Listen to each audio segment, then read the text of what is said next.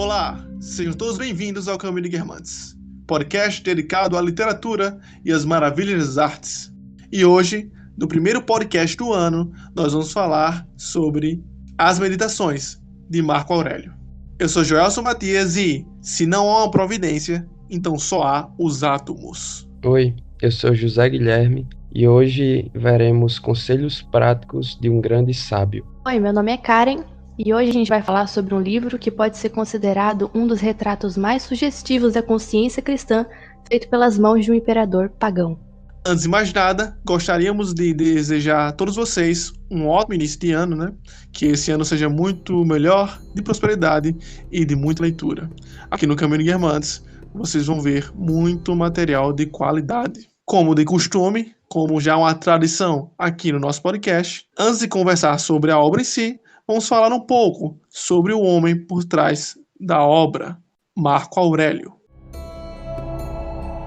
Marco Aurélio, ele foi um imperador romano, ele governou pela maior parte da vida dele, teve uma família próspera, né, desde tanto a família da qual ele veio, quanto a família que ele criou. Então, cresceu em um ambiente bastante próspero, teve uma educação muito boa e já pautada nos princípios do estoicismo. Por sinal, é a filosofia base dessas meditações. Marco Aurélio, ele é um imperador bem conhecido e muito apreciado. Então, dizem que, por exemplo, ele nunca perdeu uma batalha em vida. Isso é uma coisa bastante rara de encontrar, especialmente entre os imperadores romanos, que eram sujeitos que viviam imersos em guerra durante a vida toda, né? Ele foi um daqueles bravos um grande estrategista, né? Nunca perdeu uma batalha sequer. Marco Aurélio é uma figura muito marcante nesse período histórico que ele está inserido. E entre algumas coisas, como o Karen já bem disse, da fama dele de líder em guerras, de batalhador, ele também tem algumas controvérsias históricas que cercam o nome dele. Uma delas é a relação que ele possuía com os primeiros cristãos que habitavam em Roma. Alguns historiadores eles trazem que ele foi muito enfático na perseguição daqueles primeiros cristãos, mas algumas pesquisas mais modernas, trazem que ele não foi tão perigoso assim, mas que sim fez vista grossa para muitos dos massacres e acontecimentos que aconteciam naquela época com os cristãos. Enfim, é uma coisa que a gente fica sem saber um pouco, mas que mostra no início das suas meditações, em um dos seus livros, ele critica os cristãos em relação à sua postura. Então mostra realmente que ele não tinha tanto apreço a como o cristianismo se mostrava, mesmo nós considerando às vezes que muitas das suas frases, muitos dos seus pensamentos podem sim ter reflexos no cristianismo e ter relação entre si. Mas é interessante também falar sobre como esse momento, né, principalmente a velhice do Marco Aurélio, ela é bem enfática e também muito bem documentada, não sei dizer, mas ela é muito bem contada em mídias atuais, porque foi um acontecimento interessante que houve no fim do seu império. O comum ou o normal que se acontecia na sucessão imperial romana era de que os imperadores escolhessem outras pessoas. Não era uma coisa de pai para filho, como temos no nosso imaginário. Essa questão também que foi bem reforçada pelos reis, né? O rei e o príncipe. E essa sucessão vai passando de forma hereditária. No caso, como eu já falei, os imperadores não faziam isso. Eles escolhiam alguém sábio, alguém inteligente. Ou seja, podemos tirar daí que Marco Aurélio era alguém, né, interessante, alguém preparado para ser o imperador, pois o seu tio, que era um antigo imperador, o escolheu para tal posto. Entretanto, uma coisa que chama muita atenção, que eu já havia citado, é que na sucessão de Marco Aurélio para o próximo imperador, Marco Aurélio decidiu escolher o seu filho, sendo, se não me engano, uma das primeiras vezes que isso iria acontecer, né, na sucessão do Império Romano. O seu filho é cômodo, né? Tem até uma piada que o pessoal diz que o mais cômodo para Marco Aurélio era passar para o seu filho. E por isso que a palavra cômodo vem daí. Aliás, dizem que essa indicação, né, de cômodo é bem criticada pelos conselheiros da época, que o menino tinha uma falta de perspicácia que era notável, não tinha boa estratégia, tinha uma vida errada, enfim. E é como se o Marco Aurélio tivesse sido o último em uma linha de sucessão, assim, tanto por ter tido sorte em questão de que foi o fim daquela Pax Romana, então é como se depois do reinado dele é que as coisas ficaram piores ainda. Então até Marco Aurélio você tem uma sucessão assim de grandes imperadores. E não somente na questão de ser um imperador, mas também na filosofia. Que aqui a gente pode até adentrar um pouco mais, chegar mais próximo do tema do podcast, que é o livro Meditações do Marco Aurélio. E ele é considerado o último dos estoicos. Então, como a gente falou, a filosofia que baseia essas meditações é o estoicismo. E o estoicismo era uma filosofia bem comum. Então as crianças daquela época já nasciam, já eram criadas aprendendo os princípios do estoicismo. Era uma coisa bem conhecida já da população. Era popular tanto entre a população, né, quanto entre os governantes, os grandes reis, grandes imperadores, enfim. Era tipo estudar moral, né? Sei lá, se tivesse uma matéria de moral hoje em dia, que até um tempo desse tinha, ou cidadania, sabe? Exato. Aliás, é até interessante você trazer essa questão da cidadania e da moral, porque isso foi uma coisa que eu descobri na introdução desse livro de Marco Aurélio, do Luiz Varela, e não era uma coisa que eu tinha percebido ainda, que a religião naquela época, ela não tinha esse caráter moralista que tem hoje em dia, ou que teve, né, depois com o desenvolvimento do cristianismo. Mas a religião, ela não servia para ditar princípios ou para orientar a vida moral das pessoas. Não falava de consciência moral, de bem e de mal, como você ter uma vida digna, uma vida reta. Isso não era papel da religião, que são coisas que hoje a gente associa à religião, né? Mas naquela época, o papel disso aí cabia ao filósofo. Então não era uma função do sacerdote fazer essa orientação dos fiéis, digamos assim, era uma função do filósofo. E por isso que as meditações do Marco Aurélio pode até ser estranho que seja considerado filosofia, digamos assim, que esteja mais no campo da filosofia, porque às vezes tem tanta semelhança com uma orientação religiosa, por exemplo, dá para comparar até com a Imitação de Cristo, de Tomás de Kempis, assim, tem o mesmo estilo, sim, sabe? Que são orientações, são conselhos. Total. Exatamente. E então, por isso que parece tão estranho que seja considerado filosofia, mas era justamente pelo papel que a filosofia tinha naquela época. É interessante isso porque faz parecer que uma certa moral, entre aspas aqui, ou um certo caminho para o bem, ele seja possível de ser alcançado por meio da razão também, sabe? E é isso que me faz pensar também sobre uma crítica que o Chesterton vai fazer a Nietzsche, naquele livro, né, que Zé Guilherme prestou, O Essencial, em um dos seus 500 artigos lá, de Chesterton. Ele vai falar exatamente sobre isso, sobre como o Nietzsche erra. Não sou eu que estou dizendo, viu? Para depois ninguém dizer que estou tentando refutar Nietzsche. Chesterton disse que Nietzsche erra ao tentar sugerir que o pensamento cristão criou o modo operante do rebanho, né? Do pensamento rebanho, como ele vai chamar.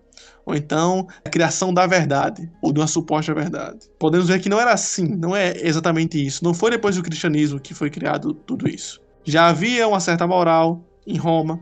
Tá certo que isso foi depois do cristianismo, mas isso aí estava rodando já faz tempo. O estoicismo já estava aí, pelo menos há 400 anos de Cristo. Já havia uma certa pensamento de grupo aos ter senadores, ao ter uma certa política, havia intriga, havia um certo comunitarismo também. Isso vai ser reforçado durante toda a obra, da utilidade, do bem ao próximo, de que o homem serve também para ajudar o próximo.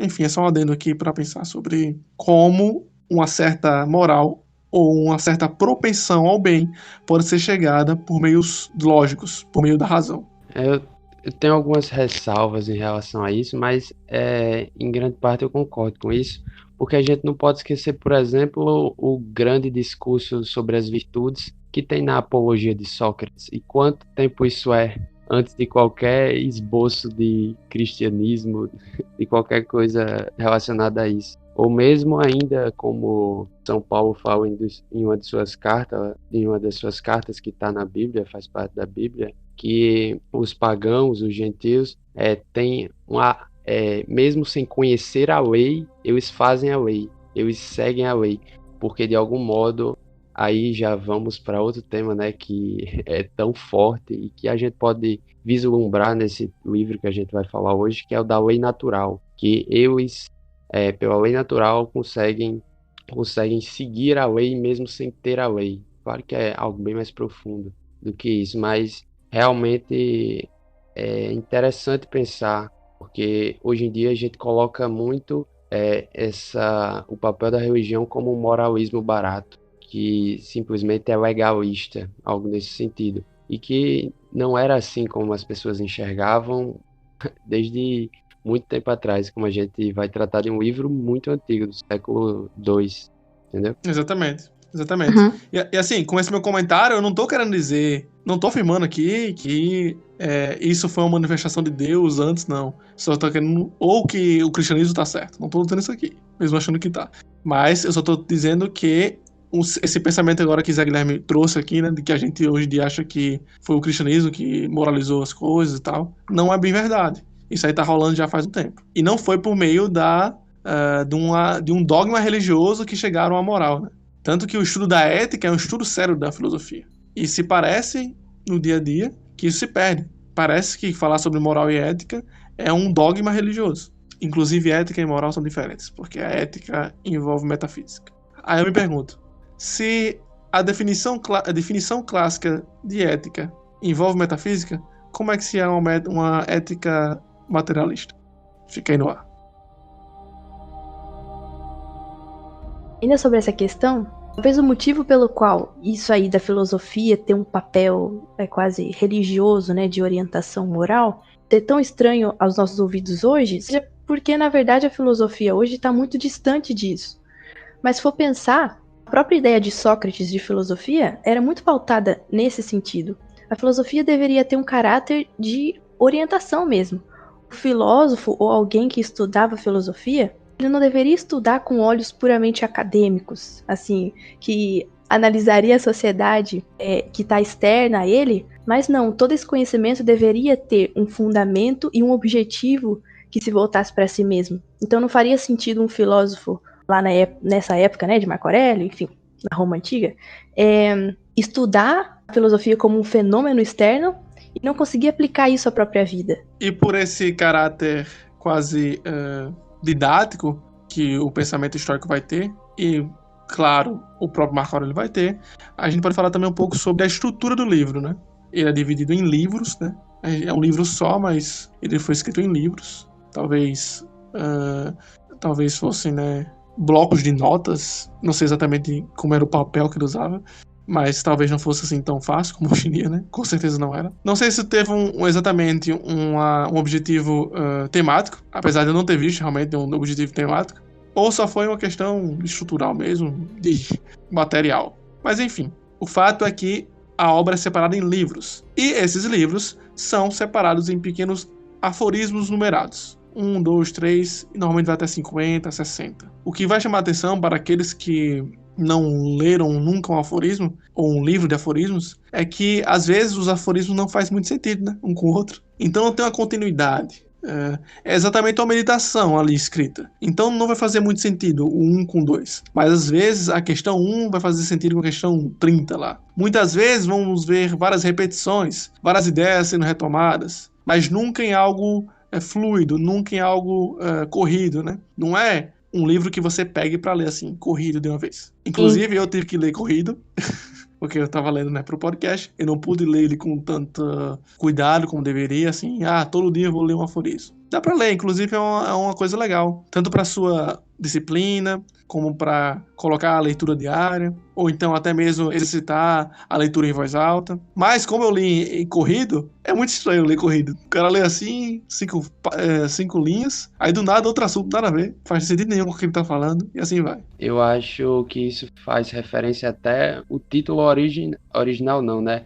Mas o título que essa obra possui em grego, que se a gente fosse traduzir literalmente, seria mais ou menos pensamentos endereçados a si mesmo. Então parece justamente essa corrente de pensamentos que Marco Aurélio estava tendo, e não uma construção metódica que... Não é nada disso. Parece muito mais realmente isso, né? A definição de meditações, pensamentos endereçados a si mesmo. Isso. É como eu ia pensando e colocando sua filosofia no papel. É quase como um diário, né?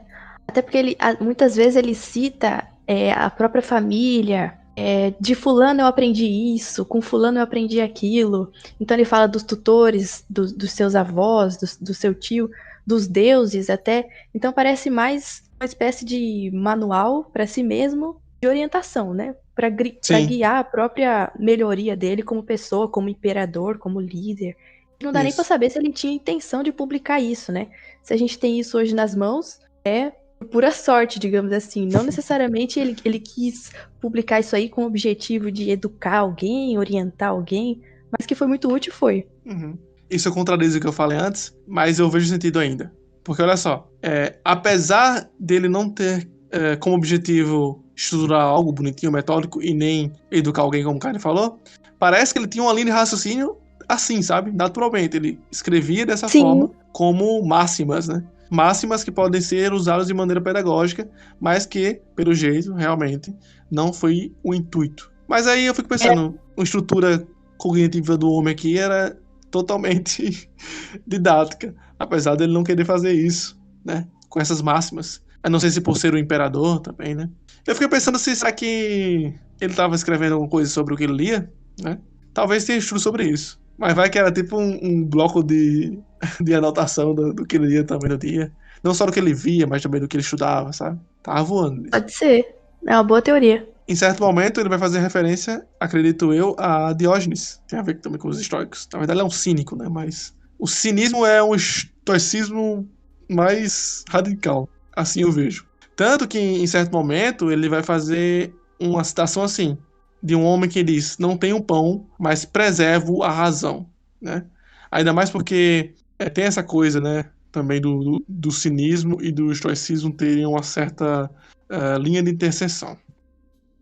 E o estoicismo, exatamente, já fazendo um paralelo aí com esse diálogo que o estoicismo tinha com outras correntes filosóficas, ele, digamos assim, era meio aristotélico, no sentido de que ele exaltava bastante a função da virtude na conduta de uma pessoa. Então, a felicidade era alcançada, principalmente, para não dizer apenas, por meio da virtude. E a principal característica de um homem virtuoso era perseverar ou ser forte diante do sofrimento. E não cair, por exemplo, naquilo que dizia o epicurismo, como o contraste, né? O epicurismo versus estoicismo.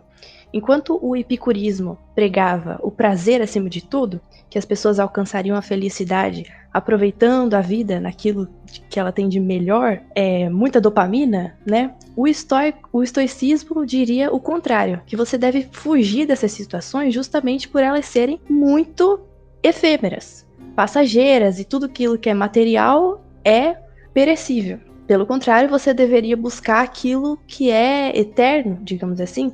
Você deveria tirar boas lições do sofrimento, você deveria permanecer firme diante de uma contrariedade. E é isso. Acordar já disposto a encontrar qualquer tipo de contrariedade que teria ao longo do dia e não se exaltar. Não procurar pelo prazer, não cair em emoções, mas tá sempre pleno, tá sempre pronto para qualquer adversidade. Engraçado que isso faz sentido até certo ponto, sabe? Metade do livro ele é muito interessante. Se as pessoas pensassem como metade do livro propõe, tudo seria melhor, com certeza. Só que às vezes ele soa um pouco radical demais, sabe? De como se tudo só dependesse de mim, como se nada externo fosse me abalar, né? Se ele visse o mundo de hoje, né, com tanta ansiedade, ele ia ficar doido.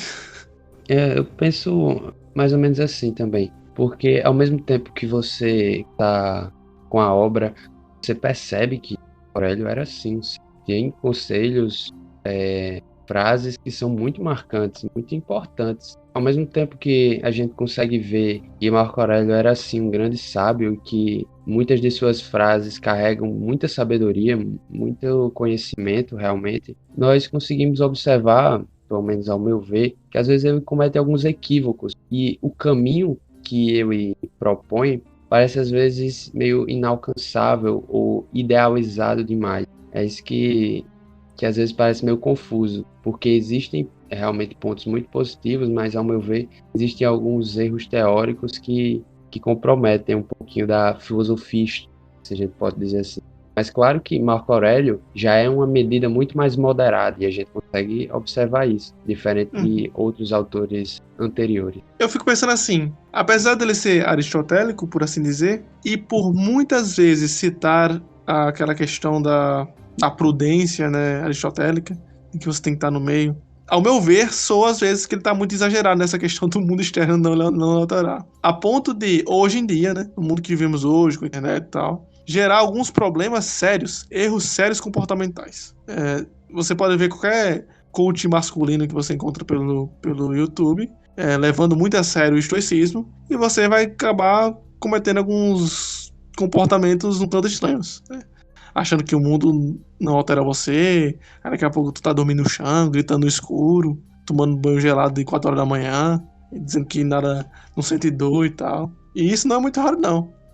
Por mais que seja uma parcela muito pequena, com a internet isso ganha força. Mas também podemos ver isso em outros campos, né? No mundo empresarial é muito forte isso, tem até artigos sobre isso, pesquisa científica, grandes revistas empresariais discutem sobre isso também, que é um fenômeno, podemos dizer assim, que é a dieta de dopamina.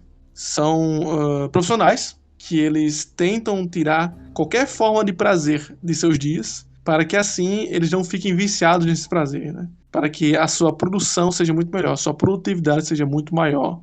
Sendo que algumas pesquisas psicológicas mesmo, ou neuropsicológicas, demonstram que não há um cérebro saudável sem que haja dopamina bem distribuída em seu corpo, né?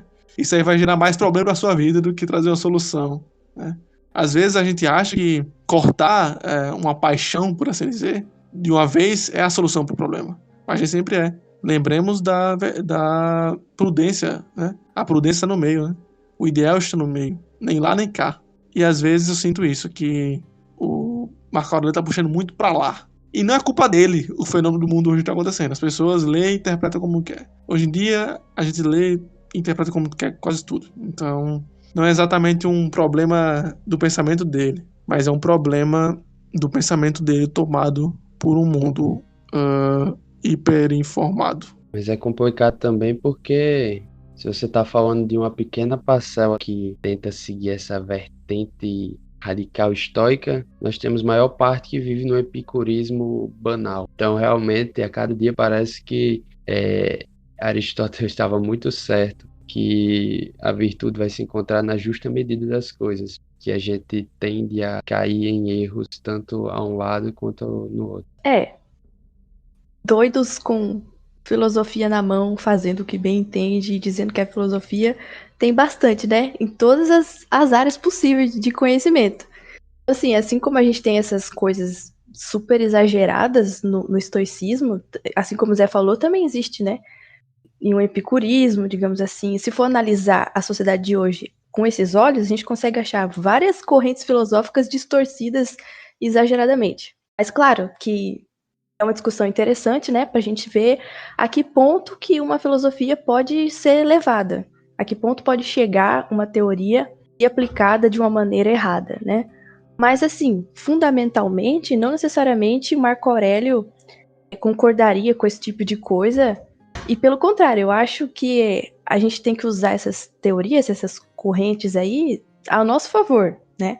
Então aquilo que tem de bom, aquilo que é interessante, é sempre bom aplicar naquilo que for possível, né? Essa aí é outra teoria, utilitarismo. Ok. E uma coisa que eu achei muito confusa eu acho que não devia ser na época, mas pra mim, escutando séculos depois, né? Porque ao mesmo tempo que ele parece ter uma visão panteísta de que tudo é Deus, tudo é o divino, às vezes ele também parece mostrar uma visão diferente, que aí, vamos dizer, seria mais o Theos de Aristóteles, o motor imóvel, o princípio. E quando eu tô... Isso fica muito confuso para mim às vezes, porque qual seria a visão de Marco Aurélio diante disso? porque, não sei, no contexto em que eu vivia, qual seria o pensamento que seria mais próximo do real, do que estava sendo vigente ali? Ou Pelo que eu foi entendi só também tem essa impressão coisa. minha? Não, não, não. Eu também. Ele fala assim, Deus, às vezes fica em D maiúsculo, mas em questão de tradução, aí eu não sei o que tá acontecendo exatamente. Mas foi a mesma conclusão que eu tive também, Zé. De que ele estava se referindo ao motor primeiro aristotélico, né? Uhum. Só que é a questão também de como a gente vai entender como eles entendiam sobre os deuses, né? Se Porque os... é complicado, né? Porque naquela época, vamos dizer, Aristóteles está inserido em um panteão, né? Vários deuses, várias estátuas, divindades sendo adoradas. Então, se eu me proponho a encontrar, vamos dizer, esse motor primeiro, o Theos, eu quero deixar claro que não faz parte dessas divindades que estavam sendo esculpidas, né? Então, esse Theos era um Theos mais teórico, não era um deus para ser adorado. Ou se era, eu mantinha esse distanciamento devido à cultura em que eu estava inserido, entendeu? Exato. Eu acho que tem mais a ver com isso aí que você falou, esse seu último apontamento. Porque assim, o próprio Chesterton, lá no Homem Eterno, ele comenta que havia uma espécie de monoteísmo, no sentido de que havia uma unidade criadora. Então, o próprio Sêneca, antes do Marco Aurélio, falava sobre um supremo poder, assim, um poder com P maiúsculo, assim, algo que moldava o universo, que era o princípio criador de tudo. Aquilo que algumas vezes a gente poderia chamar aqui de um Deus todo-poderoso. Sendo que lá, isso era extremamente gigante, assim, era muito maior do que eles, era inalcançável e estava muito distante da realidade deles. Então eles não mantinham nenhum contato com essa divindade. O que eles tinham para si era os deuses, certo? Então, esse politeísmo, que você conseguia se relacionar com eles, que eram muito parecidos com você, que viviam uma vida muito parecida com a dos humanos, sendo que existia essa divindade maior, suprema, só que ninguém falava, ninguém se referia a ela no dia a dia, não era algo para ser adorado, né? Uhum. Eu fico pensando também que eles, com certeza, não tinham uma visão cientificista das coisas. O que eu quero dizer com isso? Tipo assim, não é porque descobriram que existe um motor que toda a tradição deles vai ser revogada, assim, tá ligado? Ele fala assim, ei, descobriram o motor universal aqui, ó. Vamos pagar tudo aí, não existe mais eu, nem nada. Deleta. Não era assim, eu acho, assim, tá? Os caras estavam lá, né, na tradição faz um bocado de tempo, muitos deuses. Inclusive, é uma sociedade baseada nesses deuses, né? Isso é importante citar. Se toda a civilização foi embasada nessa forma de pensamento, até então, né? Se essa civilização foi embasada nessas tradições, nesses rituais, então destruir isso destruiria Roma, praticamente. Da mesma forma que depois o cristianismo iria moldar todo o Ocidente. Olha, aí tanto que os cristãos, eles pegaram esse nome, né, grego, Aristóteles usou, né, de Theos, e trouxeram para Deus, né? E tanto que dia 1º de janeiro, né, foi celebração de Nossa Senhora Mãe de Deus, e o nome é Theotokos, Theo, Deus, Tokos, Mãe. Nossa Senhora Theotokos, Nossa Senhora Mãe de Deus. Esse foi um nome que, caramba, isso tem no Introdução ao Cristianismo do Bento XVI, de Joseph Ratzinger. E ele fala disso, que, vamos dizer, esse Deus dos filósofos, ele foi acolhido pela tradição cristã que estava surgindo. Isso também tem a ver com uma característica do estoicismo, que é quase como um niilismo. Claro que aqui ao longo do podcast a gente está cometendo muitos pecados anacrônicos, né? Citando diversas escolas que muitas vezes não estão nem relacionadas com isso. Mas qual é o sentido? Esse niilismo que a gente entende hoje, de ver as coisas como mínimas se comparadas às grandiosas coisas mais importantes. Então isso, de certa forma, é um bom parâmetro para medir as coisas. Então, por exemplo, quando o Marco Aurélio fala Pensa na totalidade de todo o ser, aí ser com S maiúsculo. Na insignificante migalha que é a tua parte nele. Pensa em todo o tempo e no instante fugaz que dele te cabe. Pensa no destino e como é insignificante a porção dele que tu és. Então é um dos primeiros sinais, assim, de uma comparação explícita disso que a gente é, das coisas que a gente faz, das coisas com as quais a gente se preocupa, com o tempo, o destino, o ser, e de como que isso ajudava os estoicos, ou as pessoas que hoje se autoproclamam estoicas, né, a comparar as suas preocupações e a entender que isso aqui é migalha, não é nada perto daquilo que realmente importa, e de como isso ajuda você a se manter equilibrado, a não cair em emoções e não tomar decisões bruscas baseadas em mera emoção, né? Outra coisa que essa ideia de um ser supremo causava, ou implicava, né, era a noção de que, como existia um ser supremo, existiam também os filhos do ser supremo. Então, todo mundo ali, todas as pessoas, eram iguais. Então, é uma característica que a gente vê no cristianismo também, de tratar um ao outro como irmãos, filhos de uma mesma unidade. E isso, claro, também é uma característica importante do estoicismo por igualar, digamos assim, a um certo nível, claro, em um determinado aspecto somente, né, porque ainda havia guerras, ainda havia brigas, mas enfim, todos ali tinham, digamos assim, os mesmos direitos perante essa autoridade divina e, portanto, eles deviam se tratar bem, buscar um bem comum, esse tipo de coisa. Eu fico pensando se nessa visão do ser, de um ser superior e de que há filhos do ser, que todos estão postos nessa unidade, se leva como pressuposto que o ser é único, né? Se não me engano, essa preposição ela já é marcante na Grécia Antiga, então é possível que sim, né?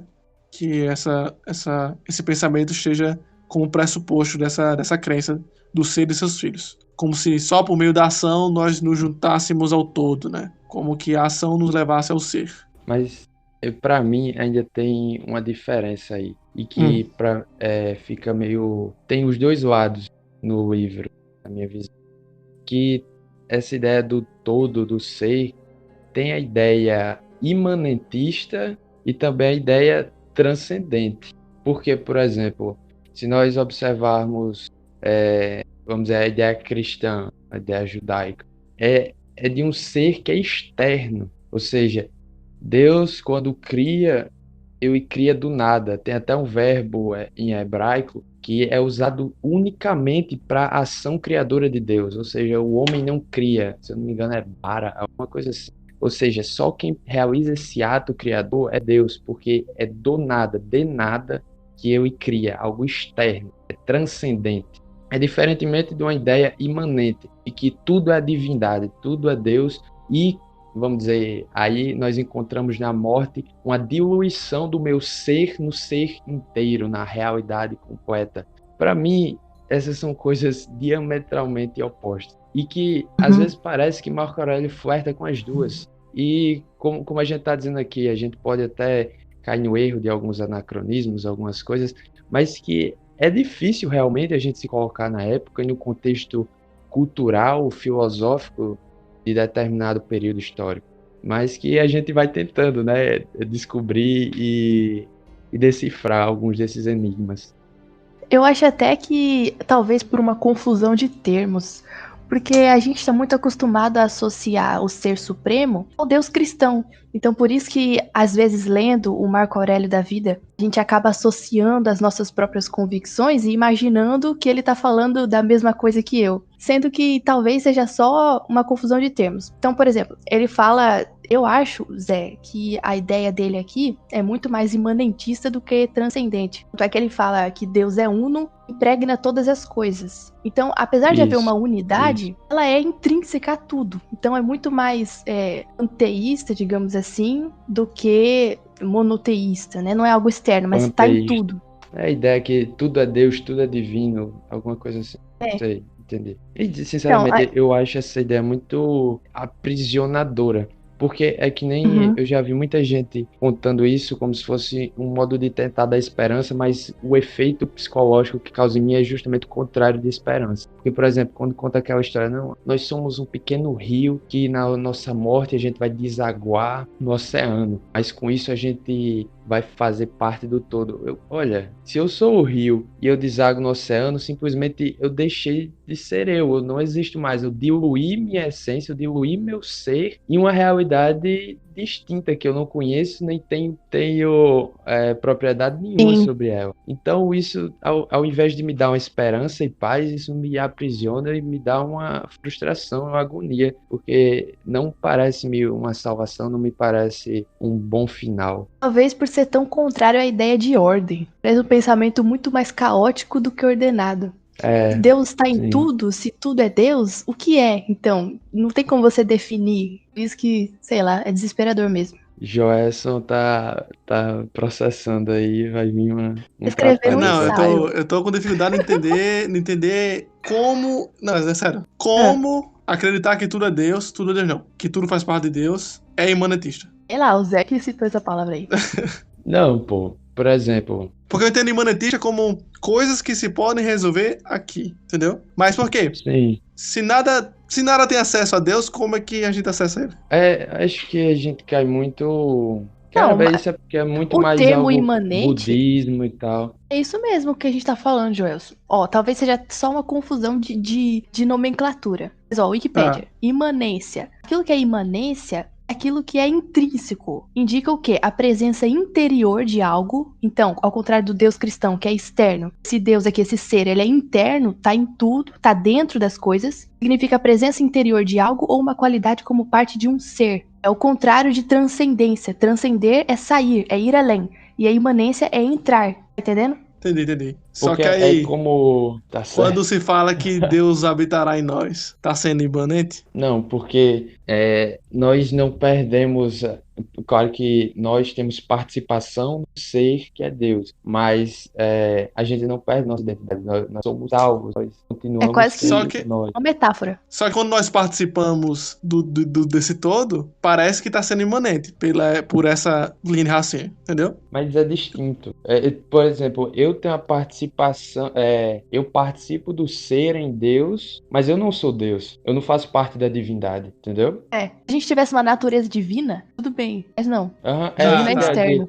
Tudo é divino. Então minha dúvida tá aí nesse ponto aí. Acreditar que há uma natureza divina seria uma deturpação imanentista. Mas nós participarmos do divino não é. Porque nós ainda estamos na realidade. Sim. Entendeu? Não, eu entendi. Mas... é isso que eu tava... Caramba, isso é bem complexo mesmo. Mas o que eu tava pensando é justamente porque quando a gente tem essa visão que eu disse, que eu chamei imanentista, é como se as identidades gerais se diluíssem em um ser, em algo difuso. Entende? Entendi. Mais ou menos isso? Entendi. É algo difuso. Agora, se a gente traz para a realidade transcendente, a realidade judaico-islâmica e cristã, nós temos o quê? Quando Deus se apresenta para Moisés na sarça ardente, eu disse por inteiro, eu disse que eu é aquele que é, aquele que eu sou aquele que sou, depende da tradução, né? Mas, enfim, por quê? Porque eu é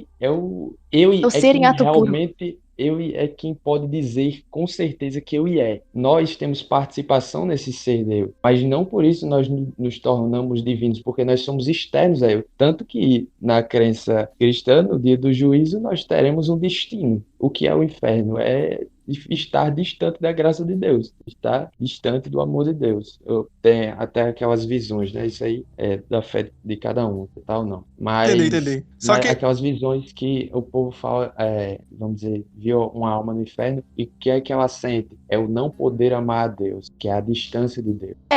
Digamos assim, entre Jesus e Deus, há uma realidade imanente, entende? Porque Deus está no homem, quer dizer que Deus está em Jesus, digamos assim. Deus e homem ali tem uma relação imanente. Agora, isso é diferente se comparado com a gente. Se fosse todo mundo Jesus aqui, a gente poderia dizer que é uma teoria imanente. Entende essa diferença?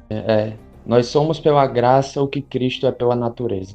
Nós ganhamos o poder de nos tornarmos filhos de Deus e Cristo é o verbo de Deus verdadeiramente. Mas ainda fica pra mim essa questão aí complexa e teológica de como se acessa ao todo, sendo que nós estamos na realidade. Vou mandar essa pergunta pro Padre Paulo Ricardo. Mas ele não é imanentista, você tem que falar com Não, mas Marco Aurélio da vida. vai saber. Isso aí foi longe. Difícil esse tipo de coisa. É porque conceitualmente, às vezes, é difícil colocar. A linguagem é complicada. Ainda mais que vai falar de ser, o ser é, já tá... Tô doido. Olha, na realidade imanentista, quando Deus se apresentou na sarça, diria, eu sou aquele que somos. Somos todos nós. Você faz parte do divino, eu também. Todos Isso. um só, que nos conectamos. Mas são duas coisas independentes. Agora sim, isso falando cristianismo. Porque se você for pro judaísmo, aí já é outros 500. Que tem aquela ideia de cabalas, né? Aquele contexto cabalístico que Deus, ele abriu um espaço no seu ser para permitir a existência do homem. Então aí haveria uma relação muito mais imanentista do que transcendente. Então não dá nem para dizer que judaico-cristã aí nesse sentido fala da mesma coisa, porque já tem diferença. Então, às vezes eu acho que o estoicismo, ele é uma das primeiras teorias fleumáticas que a gente tem. Parece que a proposta é que você seja um fleumático diante de tudo. Você seja pleno, que você não seja incomodado, digamos assim, pelas intempéries da vida. Você não tome ações baseadas em pura emoção. Que você seja sempre alheio a tudo o exterior que te acontece. Porque o teu centro tá dentro e a sua plenitude tá exclusivamente dentro de si. Mas só porque Joelson sempre gosta de falar sobre responsabilidade, eu vou falar mais uma coisinha aqui, que é interessante como o Marco Aurélio muitas vezes coloca o homem como responsável por tudo que lhe acontece. E ele promove a busca por uma responsabilidade. Então, sei lá, pegando a frase aí do Homem-Aranha, com grandes poderes vem grandes responsabilidades. Por uma lógica de Marco Aurélio, uma lógica estoica, a frase seria também válida ao contrário. Com grandes responsabilidades vem grandes poderes. Ou seja, quanto mais responsabilidade você tiver, quanto mais responsabilidade você pegar para si, mais poder você tem. Não somente sobre essas responsabilidades, mas também sobre si mesmo, sobre o modo como você age diante dessas responsabilidades, diante dessas coisas. Enfim, eu acho isso aí bastante interessante. Se tem uma coisa que o estoicismo teria de bom a acrescentar, é essa exaltação da responsabilidade, enfim, essa promoção de algo que hoje em dia é tão esquecido, né? Eu não vou citar Ortega y Gasset mais uma vez, não. O pessoal já entendeu. Já entenderam. E é bom até você falar isso, cara, que as pessoas podem até ficar com a impressão de que a gente pode até ter falado demais do que a gente discorda, mas que os livros Meditações, como eu disse desde o início, é um livro de um sábio, de alguém que tem muita consciência da realidade, que essa sua exaltação da responsabilidade, da virtude, buscar não ser tão suscetível às intempéries que acontecem ao nosso redor, tem muitas coisas muito salutares. A questão é que, às vezes, nós observamos que ele comete erros caindo no lado oposto, né? Mas que não tira o mérito nem o valor da obra, que realmente é muito... Sim. Mas, de toda forma, é uma obra que vale muito a pena ser lida. Vale muito a pena ser estudada, meditada, né?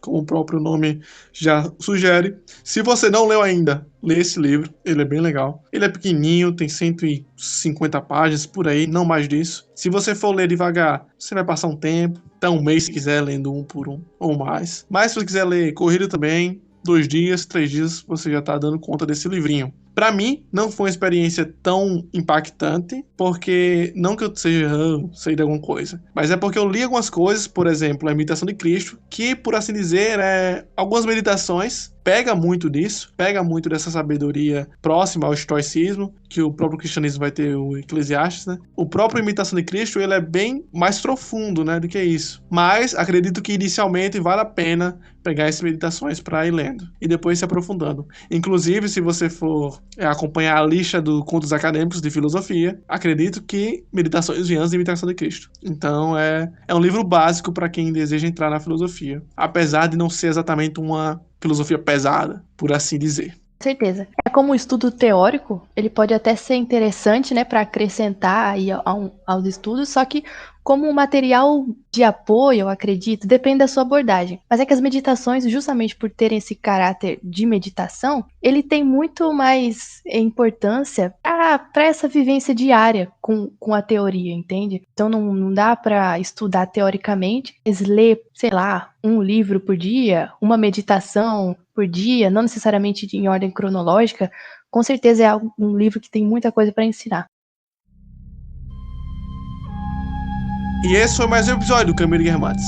Esperamos que vocês tenham gostado sobre as discussões acerca das meditações de Marco Aurélio e esperamos que, para aqueles que ainda não leram, leiam essa fabulosa obra. Para acompanhar nossos lançamentos e ler nossos artigos, siga o nosso Instagram, _Caminho de Guermantes. Lá você vai encontrar muito material de apoio interessante, muita interação nos stories e nos posts. Se você quiser algo mais aprofundado, pode também nos procurar no Medium. É só digitar no Google ocaminho.medium.com que você vai ser direcionado lá para a nossa página de artigos, que vai ter muita coisa legal também, como alguns textos sobre educação, sobre leitura, sobre literatura e muitos outros assuntos. Até a próxima semana com mais um livro e muito mais literatura.